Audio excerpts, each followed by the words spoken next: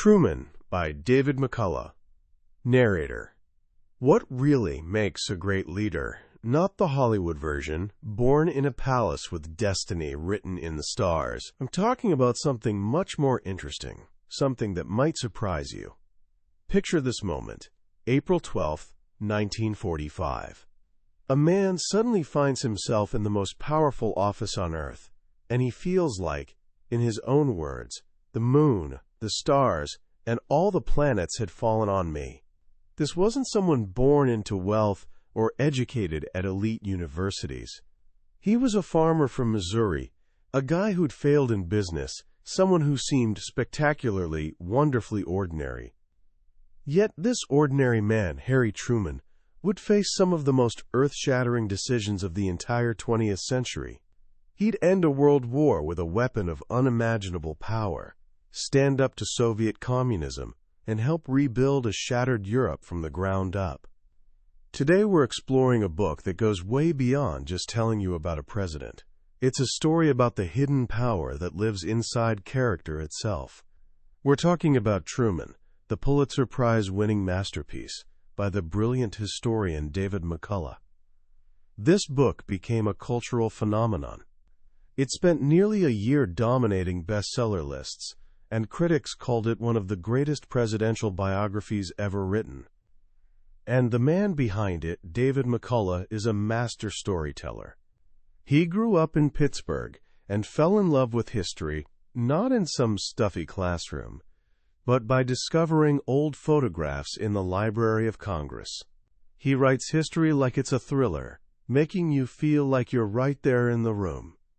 That's my promise to you today. By the end of our time together, you won't just know facts about Harry Truman. You'll understand the secret that launched this man from Missouri from total obscurity to genuine greatness. You'll discover a timeless lesson about how integrity, resilience, and a deep sense of duty can forge an extraordinary life from the most ordinary beginnings. This isn't just a book summary. It's a guide to the heart of what leadership really means and the quiet strength that lives inside every single one of us. So get comfortable and let's dive into the story of the man nobody saw coming. Have you ever felt like you were just average? Like you worked hard and did your best, but maybe weren't destined for the spotlight? I think most of us feel that way sometimes. And that feeling is actually the perfect place to start Harry Truman's story. Because more than anything else, he was one of us. His story doesn't begin in a mansion or a seat of power. It begins in the dirt, in America's heartland, in what was called the Blue River country of westernmost Missouri. His family, the Trumans and the Youngs, were pioneers. They were farmers of Scotch-Irish and German descent who came west from Kentucky in the 1840s, seeking a new life on the frontier. These weren't downtrodden people scraping by. They were proud, plain-spoken Democrats who believed that people who worked the earth were, as Thomas Jefferson said, the chosen people of God. They were tough, fiercely independent, and deeply loyal to their own. They carried Bibles, rifles, and a stubborn belief in common sense. Think about Harry's grandfather, Solomon Young. This man was a genuine force of nature. He started with absolutely nothing and built a small empire, freighting goods across the prairie in giant wagon trains, facing every hardship you can imagine, brutal weather, financial ruin, and always bouncing back. He was a big man with a booming voice, who liked to say that whenever he heard someone praying too loudly, his first instinct was to go home and lock the smokehouse. He was skeptical, self-reliant, and taught his family that you stood by your word, no matter what came your way. Harry's mother, Martha Ellen Young, or Mattie, was her father's daughter through and through. She was bright, lively, and had that same core of steel running through her. She learned to use a rifle as well as any man, and had a deep love of books and history. She was the one who taught young Harry to read before he turned 5, sitting with him in her lap, using the big family Bible as their textbook. Harry's father, John Truman, was a smaller, quieter man, but just as hard-working and ambitious. He was a farmer and livestock trader, known for being honest and cheerful, but also for having a fiery temper when pushed. He was a man who believed in trying and trying again and never, ever giving up.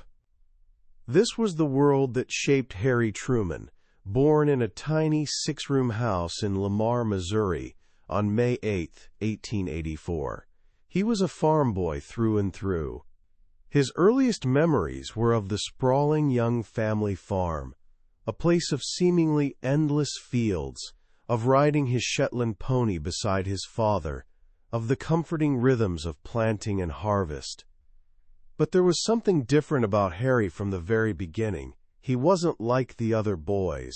He was quiet, unusually neat, and intensely studious. And then there were his eyes. From a young age, he suffered from a rare condition called flat eyeballs, which meant he was practically blind without thick, double-strength glasses. In the rough-and-tumble world of a late 19th-century Missouri farm town, a boy in thick spectacles who would rather read a book than play baseball was definitely an oddity. To tell the truth, he admitted years later, "I was kind of a sissy." He ran from fights. The glasses kept him completely out of sports, and this set him apart in a painful way, creating a sense of loneliness that many children feel, but was especially acute for him. So he found his refuge elsewhere. His mother, seeing his situation, didn't pamper him, but she absolutely encouraged his other talents. For his 10th birthday, she gave him a set of books called Great Men and Famous Women. It was a genuine turning point. While other boys were idolizing baseball players, Harry was reading about the lives of Hannibal, Andrew Jackson, and Robert E. Lee. He read Plutarch's Lives, a gift from his father. He devoured the family Bible, cover to cover, twice by the time he was 12. History wasn't just a school subject for him. It was a conversation with the past, a source of guidance and inspiration. He came to believe that character was the real engine of history. It wasn't great events that made great men. It was great men who made great events. And there was music. He started piano lessons, getting up at 5 o'clock every morning to practice for 2 hours before his farm chores began. He became so skilled that he traveled to Kansas City for lessons with a teacher who had studied with the greats of Europe.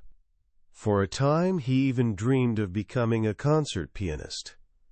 Think about that for a moment. The boy they might have called a sissy, the boy who couldn't play sports, was developing an intense, quiet discipline that would define the rest of his life. There was one other person who captured his attention completely. In Sunday school, he met a little girl with blonde hair and beautiful blue eyes named Elizabeth Wallace. Bessie, as everyone called her.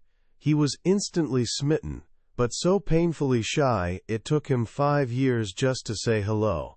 She was everything he wasn't: popular, athletic, outgoing.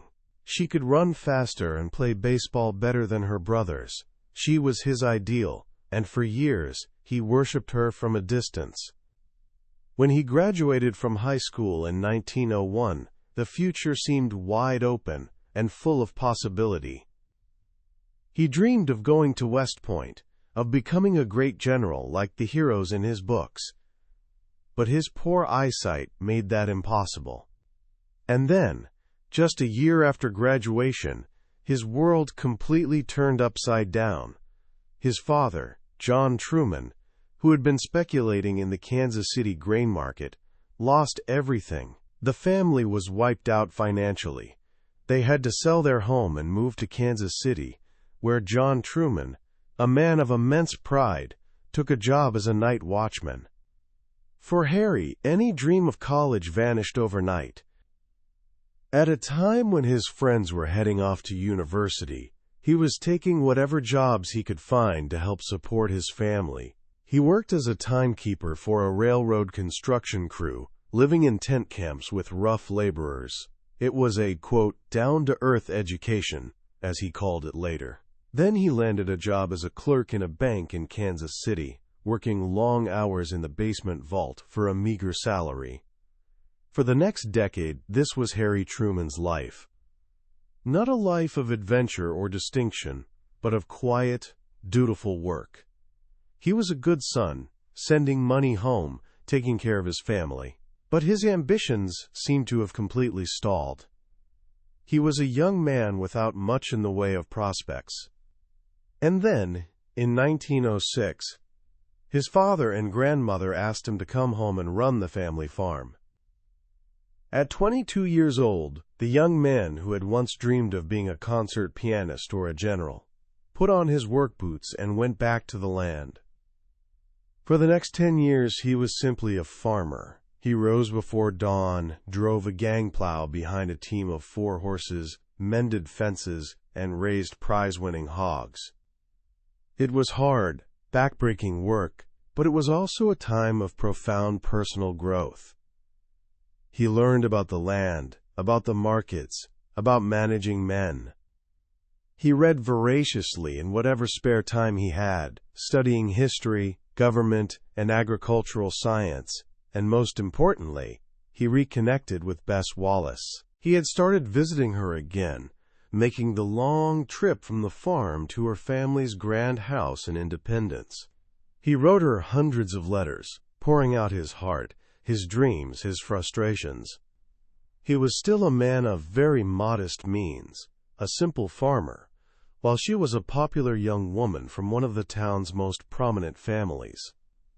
He proposed to her in a letter in 1911, and she turned him down. But he didn't give up. His persistence, his quiet devotion, and his unshakable belief in himself finally won her over.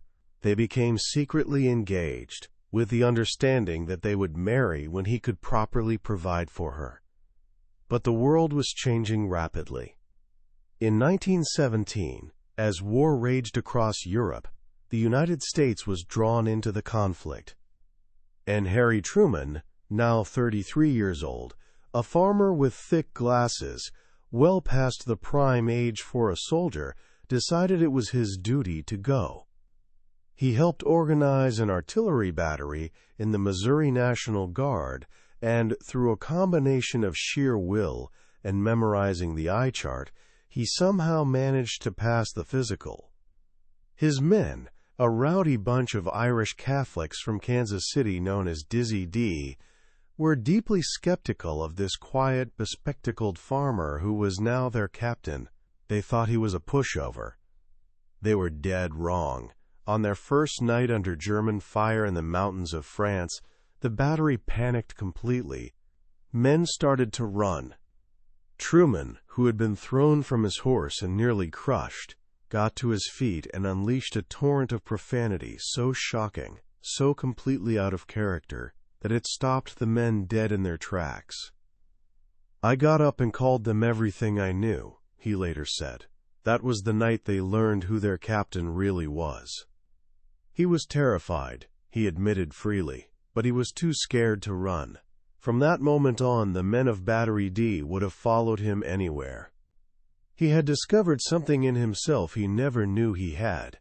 He could lead men under fire. The war was the great turning point of his life. He came home a hero, a respected captain, and in 1919, at the age of 35, he finally married his sweetheart, Bess Wallace. The future looked genuinely bright. With his Army friend Eddie Jacobson, he opened a men's clothing store, a haberdashery, in downtown Kansas City. For a time, they were a roaring success, riding the wave of post-war prosperity. And then, just as had happened with his father, the economy turned. A recession hit hard, and in 1922, the store failed. Harry was bankrupt, deeply in debt to his friends and family. He was 38 years old, married, a veteran, and a complete failure. It was the absolute low point of his life, He had tried farming, he had tried business, he didn't know where to turn next. And it was at that moment that politics, in a very particular Missouri fashion, came calling. Now, to understand what happened next, you have to understand something about Kansas City in the 1920s. It was a wide-open town, run by one of the most powerful and corrupt political machines in American history, the Pendergast machine. Headed by boss Tom Pendergast, the machine controlled everything: jobs, contracts, the police, and most importantly, votes. They were Democrats, but a special breed. They got things done, but they didn't always do it cleanly. It was Jim Pendergast, the nephew of the big boss, who had served with Harry in the war. He saw something special in his old captain: honesty, a good name, and a network of loyal friends and family all over the county. The Pendergasts needed a candidate for county judge, an administrative position, not a judicial one, and they thought Harry Truman was the perfect man. He was a farmer, a veteran, a Baptist, and a Mason, all of which would appeal to the voters outside the city. Harry was genuinely hesitant. He didn't have money or political experience, but he desperately needed a job. He accepted their offer, and with the full backing of the machine, he won. It was the beginning of his political career, a career born from failure and forged in the complicated, morally ambiguous world of machine politics. For the next 10 years, he served as a county judge, overseeing roads, bridges, and public buildings, and he did an extraordinary job.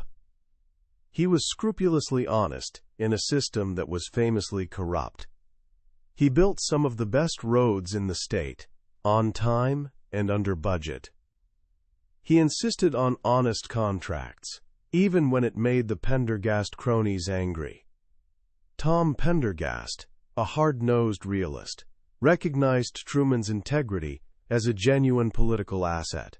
"He's the contrariest cuss in Missouri," Pendergast once said, but he let Truman run things his own way. Truman was learning the art of government from the ground up. He was learning how to manage budgets, how to deal with all kinds of people, and how to actually get things done. He was building a reputation not just as an honest man, but as someone who was incredibly competent. In 1934, when a U.S. Senate seat opened up, Tom Pendergast, after being turned down by several other candidates, reluctantly gave the nod to Truman. It was a long shot. Truman was little known outside of Jackson County.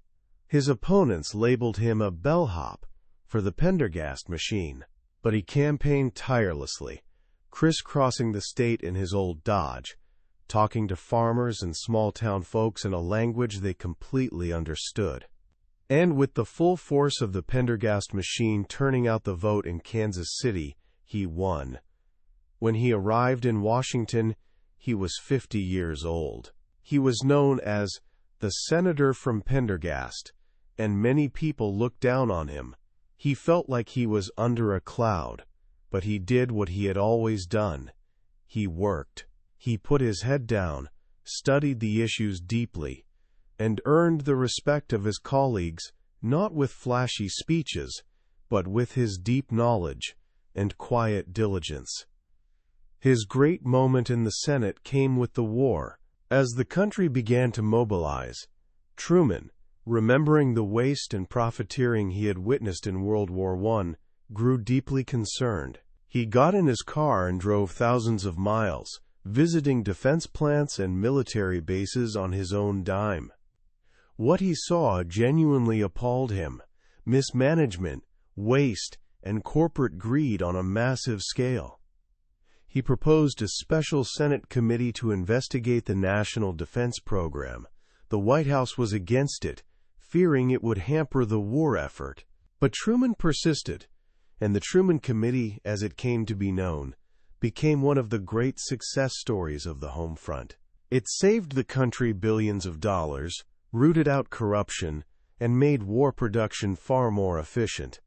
And it made Harry Truman a genuine national figure. He was no longer the senator from Pendergast.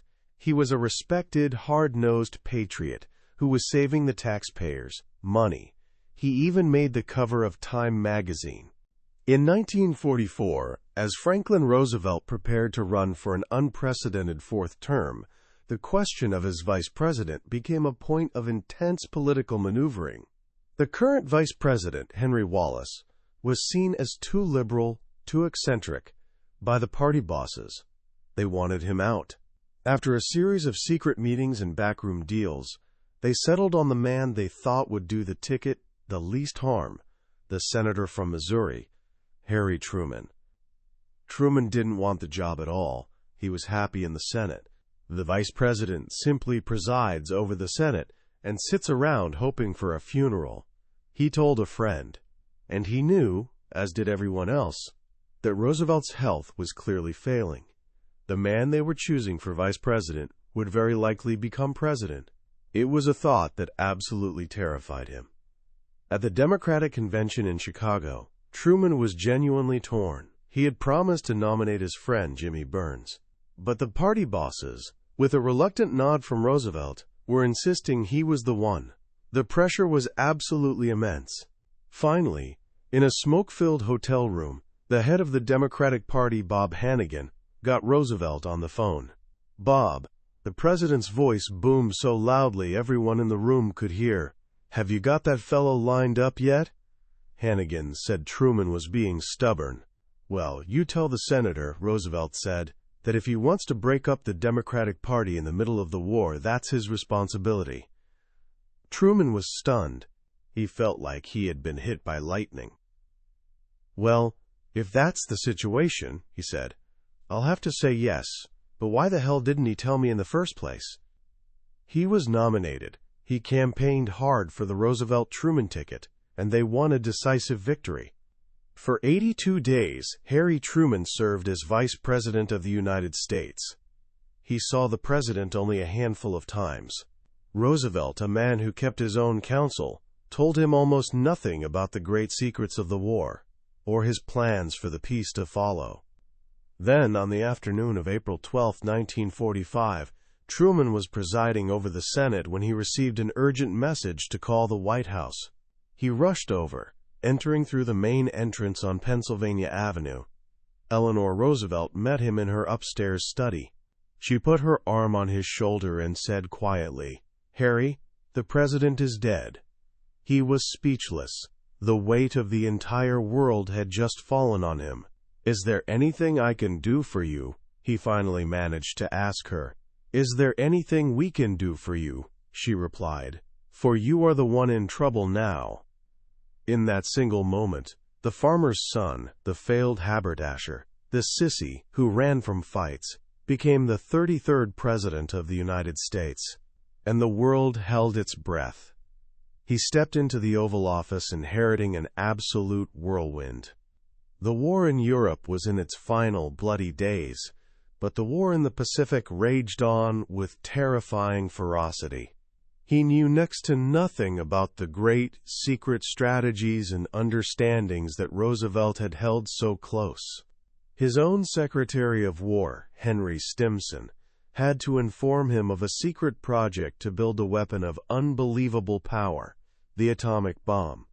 He was faced with a series of decisions that would shape the course of history for the rest of the century. And he faced them with a directness and courage that absolutely stunned those around him. When the war in Europe ended, he traveled to Potsdam, Germany, to meet with Winston Churchill and Joseph Stalin for the first time. He was a plain-spoken man from Missouri, sitting at the table with two of the most formidable figures in world history. He found Churchill charming but long-winded. He found Stalin direct, honest, but smart as hell. "I can deal with Stalin," he wrote in his diary.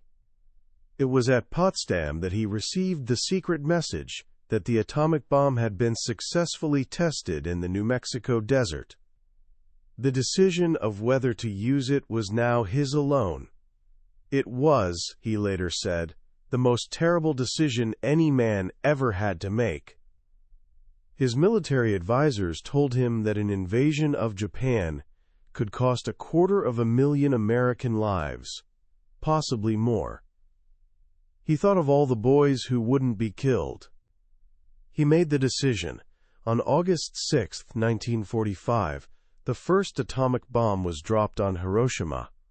A few days later, a second bomb was dropped on Nagasaki. Japan surrendered. The war was over. But peace brought its own overwhelming set of crises. The nation was plunged into labor strife, with massive strikes in the steel, coal, and railroad industries. Inflation was rampant. There was a desperate housing shortage. His popularity plummeted.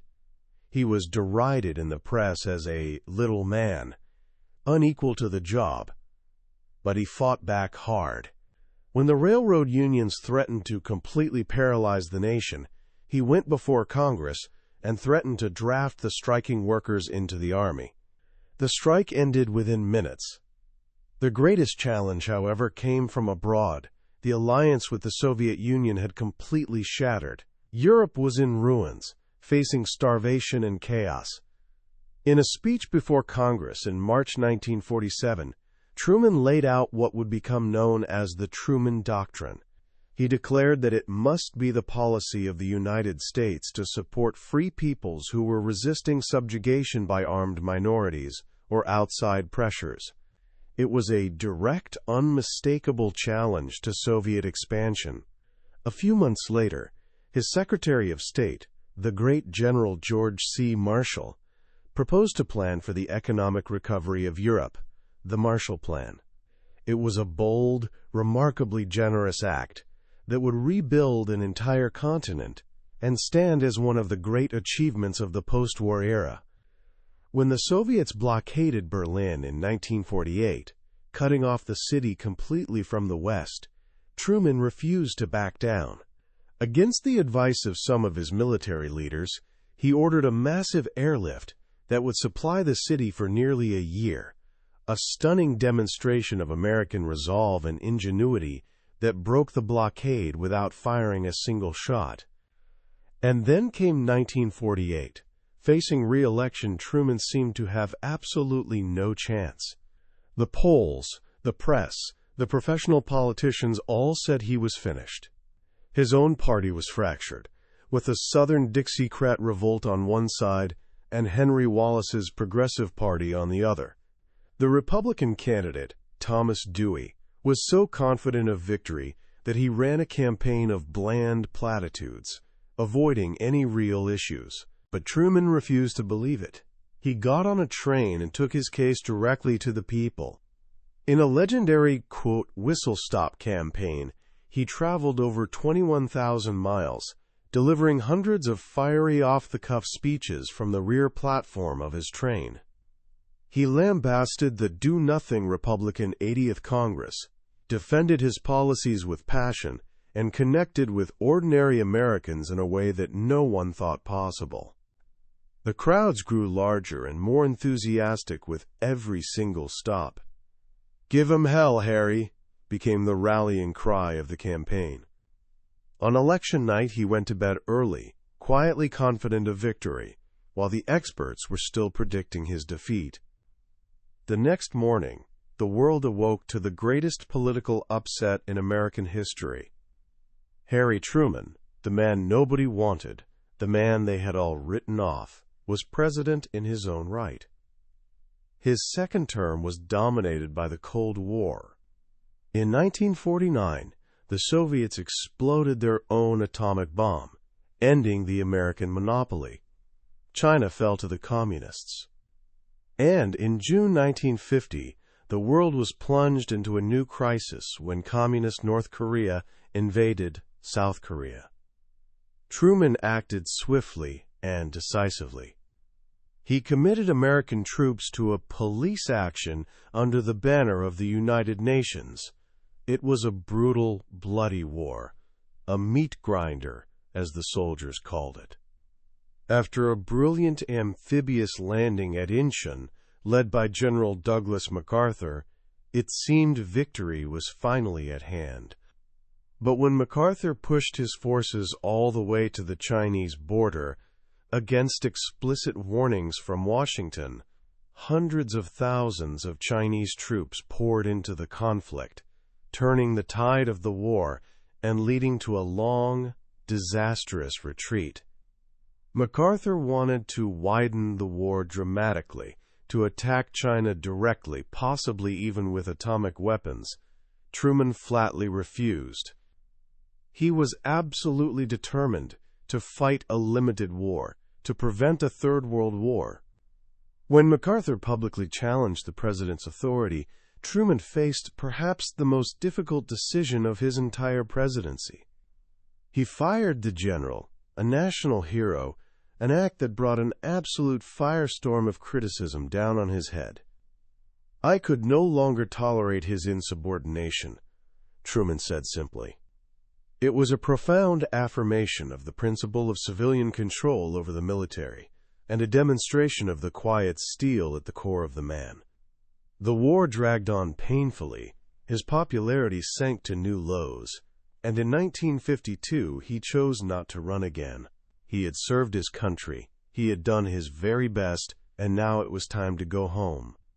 When he left the White House in 1953, he returned to the same simple house in Independence, Missouri, where he had courted his wife decades before. He was just Mr. Truman again.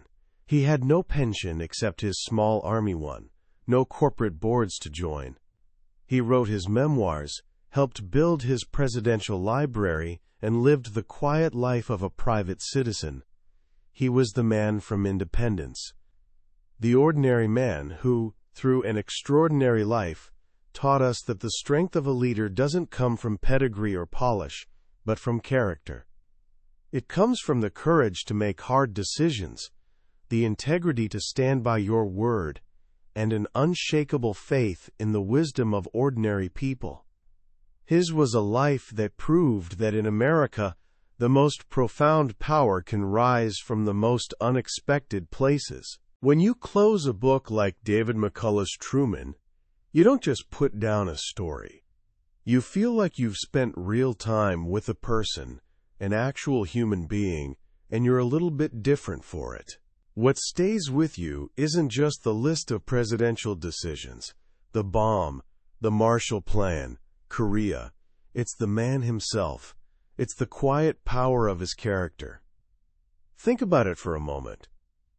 In an age that so often celebrates flash over substance, Truman's life is a powerful reminder that the bedrock of true leadership is integrity. He was a man who, in his own words, tried to live by the lessons he learned in Sunday school and from his mother.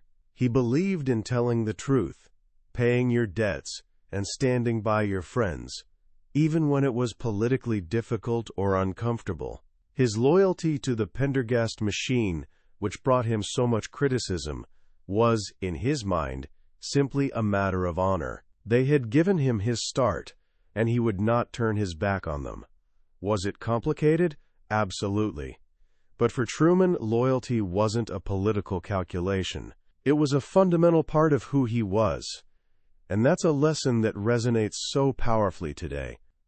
At 17, you're on the cusp of building your own life, your own reputation. The world will present you with countless shortcuts, countless opportunities to bend your principles for a quick gain. Truman's life shows us that your character, that inner compass of right and wrong, is the most valuable thing you will ever build. It's what you fall back on when the world feels like it's falling apart around you. Another powerful lesson from Truman is the absolute importance of resilience. This was a man who failed, and failed hard. He failed as a farmer.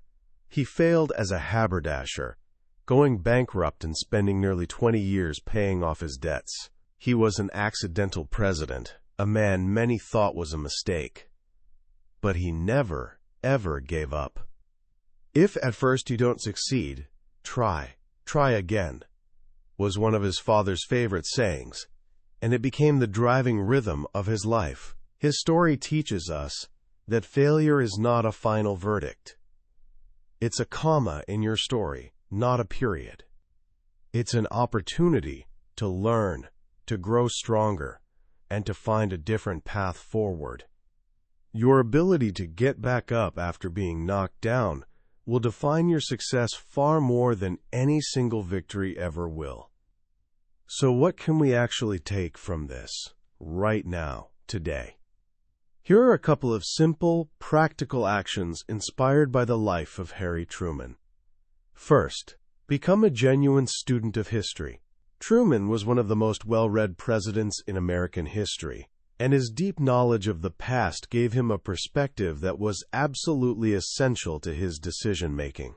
He believed that the only new thing in the world is the history you don't know. You don't have to read 1,000-page biographies right away. Start small.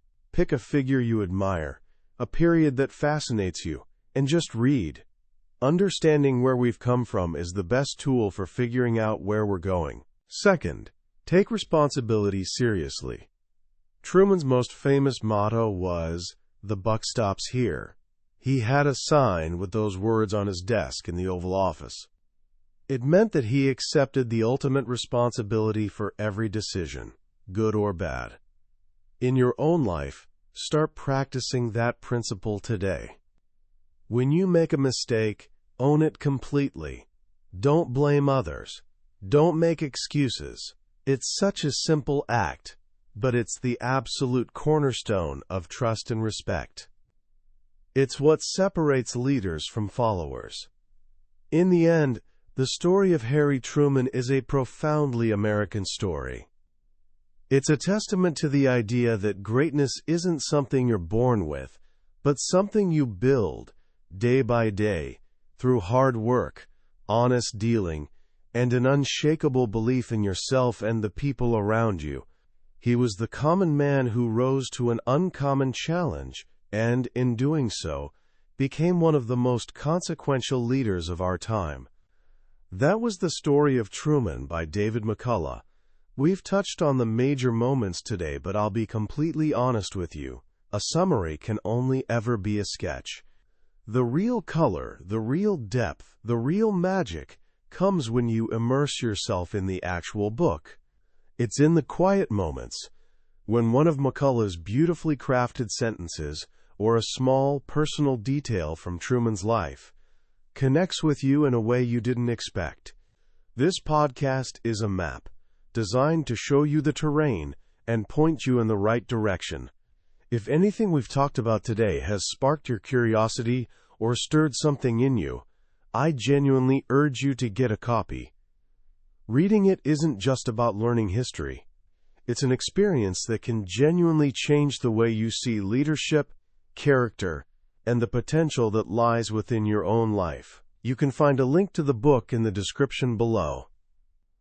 Also, if you found this journey valuable, please take a moment to hit that like button and subscribe to the channel. It helps us reach more people, and it ensures you won't miss our next deep dive into another life-changing book from the billionaire's bookshelf. Let's keep learning and keep growing together.